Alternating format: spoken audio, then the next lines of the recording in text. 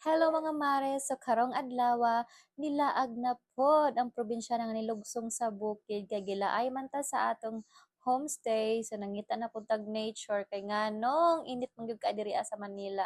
Mura man tag di ka ginhawa so nangita tag mga puno-puno so nakita nato ni sa Google no kining Ninoy Aquino Wildlife Park. So nindot man dai diring dapita kay ingong ko og ma reality versus social media di ba kay nindot man gyud sa tan sa Google. So kaing ko dili nindot diri pero nindot uy daghay puno ug dihang dapita is naa silay lake. So gibaba na pud mi dirha no. May na lang kini akong manghod nagdala sa akong baby nga naka-stroller. So wala kay tay hassle o di ba? Nature kay diring dapita, makaginhawa jog ka pero init lang gihapon pero at least na adjoy daghang puno og mga nindot nga talan-awon og makabukaan sa paminaw kay naghuot na jud akong dughan sa hotel kay pastilan ning taga bukid ta wa man ta maanad ni mga sobra ka init mga building wa ay puno ngita man jud tag kalasangan imbis ni laag ta sa dinhi ano nangita man noon ta og puno oy naunsa ba oy ning taga bukid jud pastilan o kanindot sa puno no as in dagko ng puno diring dapita dugay-dugay na pud siguro ni nga park ug nangita mi dihang dapita og maayo nga shot or area to shoot video or pictures o nakita mi ning baliti or whatever usa ba ni nga puno basta nindot siya diha marag aesthetic kaayo dihang dapita kay naay mga dilaw nga dahon o mura siya punuan sa engkanto niya mura man putag og engkanto alago o di ba o nindot siya diha kanay mga isda no pero di na to maklaro kay puno naman siya sa dahon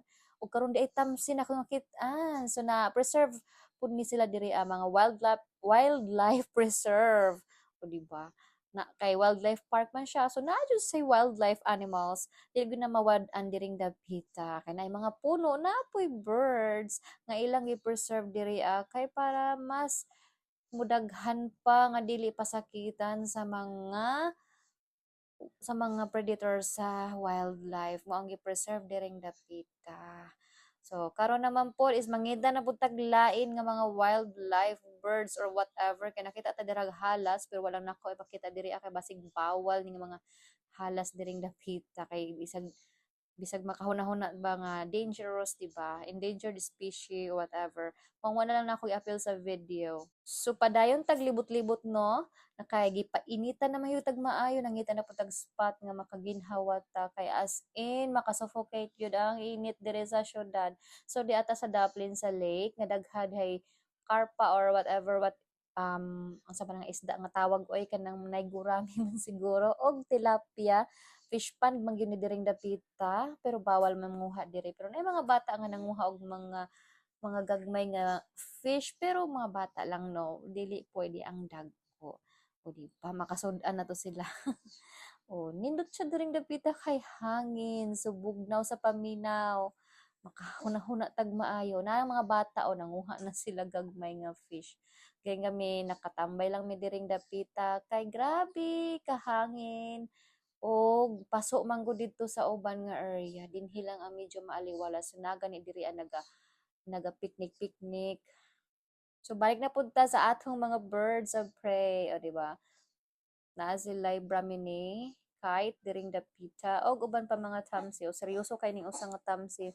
Kay ngon siguro og kinsa ba ni mga tao sig tutok sa kuha, charing, mga intruders. O di ba? Wala gyud siya reaction no. Tan-aw lang siya sa amua. Friendly mga bird, wala siya nilupad. Dayo sa nga Philippine eagle, nagkaon ni siya og I don't know kung unsa na iyang gikaon, rabbit or hamster ba na basta kay nagkaon siya no. Dili na nako i-focus kay video. Ang uban diri nga tamsi is ni diri sa iba nga cage. Ang uban diri nga bird is naa diha. O di ba nagkaon gyud siya og pagkaon. Hmm. Pasig madaot ning atong video ani kinay nagkaon nga bird. So diring dapita is nangita pa sa lain mga reptiles pero sadto say wala na sila no ambot ag-asa na ang uban diri So mamangita na tag exit kay murag kaboy na sa og libot-libot sakit na pud akong tiil kay pastilan ning wala bata maanad no dugay-dugay naman tawa makabaktaso maka walking hawol naman oy tiguang na jud to sakit ng tuhod so magamping ta permi bye